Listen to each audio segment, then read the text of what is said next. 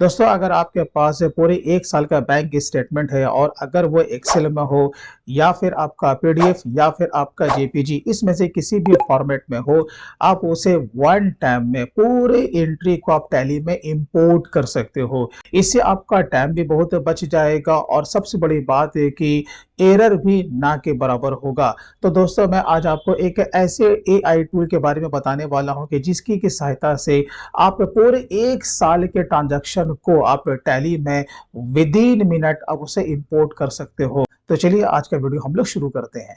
तो ये हमारा पीडीएफ में बैंक स्टेटमेंट है। अब इसके लिए आपको क्या करना है कि सबसे पहले आपको टैली को ओपन कर लेना है। अब यहाँ पर देखो, अभी हमारा एक भी वॉचर एंट्री नहीं है।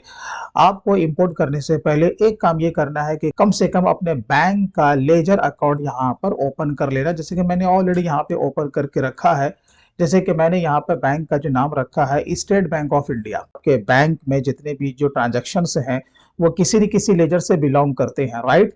तो आप उसका लेजर पहले से बना लो, और अगर नहीं भी बनाते हो ना, तो हम उस एआई टूल के जरिए से वहीं पर बना सकते हैं। तो वो हमारा मास्टर भी टैली में इंपोर्ट हो जाएगा और साथ ही साथ हमारा ट्रांजैक्शन भी हो जाएगा। तो कमाल है। अब उसके बाद हमें उस एआई टूल के ऑफिशियल वेबसाइट पे चले आना है। ये इनका ऑफिशियल वेबसाइट है tax1.vyapar.com। अगर आप एक चार्टर्ड अकाउंटेंट है या सीए है या टैक्स कंसल्टेंट है या एडवोकेट है, अगर आपके पास बल्क में काम आता है, तो फिर ये एआई टूल आपका जबरदस्त हेल्प करने वाला है, क्योंकि आप इसमें कई तरह के काम कर सकते हैं। और इसमें क्या है कि आपका मैनुअल इस टूल के जरिए से काम करने की जरूरत तो नहीं है। तो टाइम का आपका सेविंग इसमें बहुत होने वाला है। अगर आपका अकाउंट नहीं बना हुआ है तो यहाँ पर से आपको साइन अप कर लेना है। साइन अप करने के बाद सिंपली आपको इनके वेबसाइट पे लॉगिन करना है। लॉगिन करने के बाद कुछ इस तरह का डैशबोर्ड आपके सामने ओपन हो जाएगा। अभी देखो, हम लोग यहाँ पे होम में है, राइट।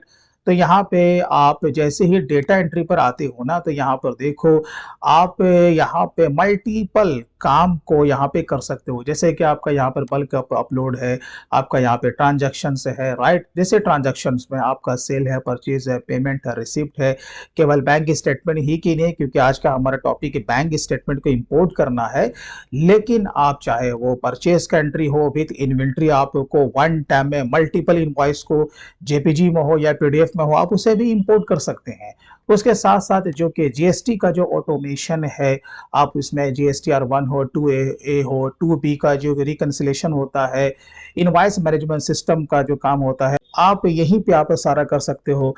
आपको जीएसटी के पोर्टल पे भी जाने की जरूरत नहीं पड़ेगी। तो मल्टीपल फीचर के साथ ये एआई टूल आपका वर्क करता है। कि इसके लिए एक आपको कनेक्टर को इंस्टॉल करना है। ये यहाँ पे आप जैसे ही हेल्प एंड रिसोर्स में आएंगे तो यहीं पे आपको दिख जाएगा डाउनलोड। यहाँ पे देखो, आपको लिखा आएगा टैली कनेक्टर, राइट।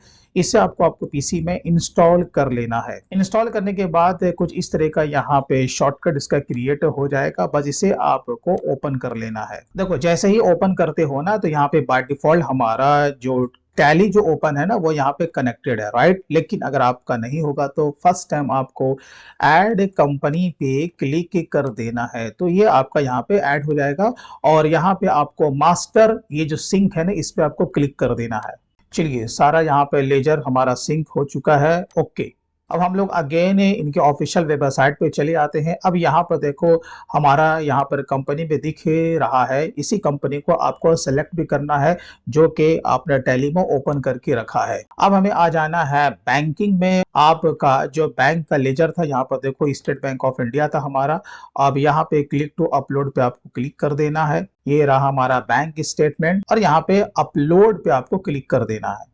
देखिए, यहाँ पे अभी आपका प्रोसेसिंग हो रहा है। जब ये फाइनली आपका अपलोड हो जाएगा तो यहाँ पर आपका स्टेटमेंट का डेट बता देगा, कितने से कितने रेंज का है। इसमें जो टोटल आपका जो ट्रांजैक्शंस है वो आपको यहाँ पे शो कर देगा, कितना पेंडिंग है, राइट। अभी हमने इसमें कुछ भी काम नहीं किया है, तो बस इस पे हमें क्लिक कर देना है। तो क्लिक करने के बाद यहाँ पर देखो, ऑटोमेटिक ये एप्लीकेशन क्या करता है कि उसे अपने से ही फॉर्मेट कर देता है, वो डेबिट एंड क्रेडिट यानी कि यहाँ पे रिसिप्ट एंड पेमेंट वो ऑटोमेटिक वो पकड़ लेता है। यहाँ पर देखो डेट है और वहाँ पर आपका डिस्क्रिप्शन है। बस हमें क्या करना है कि जो भी ट्रांज़ैक्शंस है उसके सामने उसका जो भी लेजर है वो बताना होता है।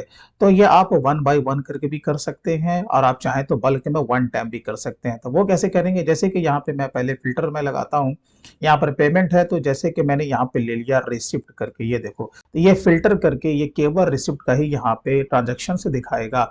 अब जैसे कि मैं यहाँ पर डिस्क्रिप्शन में आता हूँ, यहाँ पर मैंने टैप कर दिया कैश या फिर यहाँ पे आपको जो दिख रहा है कैश फ्री ये देखो। तो वो क्या करेगा कैश फ्री से रिलेटेड आपका जितना भी ट्रांज़ैक्शंस होगा वो उसे यहाँ पे फ़िल्टर कर देगा। अब बात होती है कि इसे वन टैब में हमें लेजर को यहाँ पे सेलेक्ट करना है। तो यहाँ पे हमें क्या करना है इसे यहाँ पे चेक मार्क कर देना। देखो जैसे हम लोग यहाँ पे चेक मार्क करते हैं ये पूरा आपका सेलेक्ट हो चुका है। अब हमें यहाँ पे लेजर पे चले आना है। आप जिस भी लेजर में इसे दिखाना चाहते हैं वो यहाँ पर आप दिखा सकते हैं। जैसे कि यहाँ पर मैंने ले लिया ग्राफी बाय अन अकेडमी राइट। तो यहाँ पर देखो सारे के सारे में वो ग्राफी बाय अन अकेडमी यहाँ पर वो सिलेक्ट हो चुका है। तो नंबर ऑफ ट्रांजैक्शंस आपके जितने भी हो कोई टेंशन नहीं है। यहाँ पर देखो वन टैब में सारे में लेजर आ चुका है। बस हमें क्या करना है ना इसे सेव कर लेना है। ये हमने इसे यहाँ पर से सेव कर लिया। केवल इसी को हमें यहाँ पर से एक्सपोर्ट अगर करना है तो हम यहाँ पर कर सकते हैं। जो एक्सपोर्ट हो जाएगा फिर बाद में जो हम दोबारा करेंगे ना वो रिपीट भी नहीं होगा। तब यहाँ पर देखो यहाँ पे क्या करना है केवल सेंड टू टैली पे आपको क्लिक कर देना है। यहाँ पर आपको मैसेज आ जाएगा। चलिए यहाँ पे ओके कर देना है। टोटल जो आपका है 13 यहाँ पे ये ट्रांजैक्शंस है। ये बता रहा है कि आपका टोटल 13 ट्रांजैक्शन आपका टैली में यहाँ से एक्सपोर्ट हो चुका है। चलिए यहाँ पर ये कंप्लीट हो गया है। अब मैं आपको आके दिखाता हूँ टैली में। ये रहा टैली। हम लोग सीधा चले आते हैं डे बुक में। तो यहाँ पर आप देख सकते हो कि हमने वहां पे जो टोटल जो ट्रांजैक्शन था वो आपका 13 था वो सारा का सारा यहाँ पे एंट्री यहाँ पे आ चुका है। अब बात आती है इसके अंदर आने का। तो देखो ये रिसिप्ट का एंट्री है ना डेट भी यहाँ पर उसने ऑटोमेटिक यहाँ पर पकड़ लिया है जो कि आपका डेबिट है। आपका ये रिसिप्ट का एंट्री है ना तो बैंक आपका डेबिट हो गया और यहाँ जो पार्टी का लेजर है वो क्रेडिट हो गया। और यहाँ पे देखो इसका नरेशन भी ऑटोमेटिक यहाँ पे आ जाता है। अब मैं आपको यहाँ पर एक और एंट्री करके मैं आपको दिखाता हूँ। मुझे केवल यहाँ पे पेमेंट वाला ही ट्रांजैक्शन चाहिए जो कि यहाँ पर ये फिल्टर हो गया। अब हमें पता है कि कौन सा जो फिगर है वो कौन से लेजर में जाने वाला है। जैसे कि 600 टू 600 जैसे कि मैं जान रहा हूँ ये किस लेजर से बिलोंग करता है। तो अब यहाँ पर हम अमाउंट से भी यहाँ पे फिल्टर कर सकते हैं। अब बात आती है एक बार इसे सेलेक्ट करने का। तो कौन से लेजर में डालना है तो यहाँ पे जैसे हमने डाल दिया एक्सेस ठीक है। अब हम लोग इसे करेंगे सेव। अब बात हो रही थी कि अब हमें दोबारा इसे टैली में सेंड करना है। तो क्या पहले वाला जो ट्रांजैक्शन गया है क्या वो रिपीट होगा? तो चलिए मैं आपको यहाँ पर लाइव करके दिखाता हूँ। सेंड टू टैली यहाँ पे करेंगे ओके। और यहाँ पे जितना भी ट्रांजैक्शन है वो आपको बता रहा है कि हाँ टोटल 9 है भाई। ये आपका टैली में यहाँ से एक्सपोर्ट हो रहा है। चलिए यहाँ पे आपका पूरा कंप्लीट हो गया है। हम लोग अगेन आते हैं टैली पे। चलिए यहाँ पे अगेन जाएंगे डे बुक में और यहाँ पर देखो रेंज लेंगे। तो यहाँ पर देखो क्या ये रिपीट हुआ? आपका आंसर होगा नहीं। हम अगेन एंड अगेन हम इस काम को अगर करते जाएंगे तो इसमें हमारा जो कि नया जो कि ट्रांजैक्शंस है वही केवल इसमें ऐड होगा।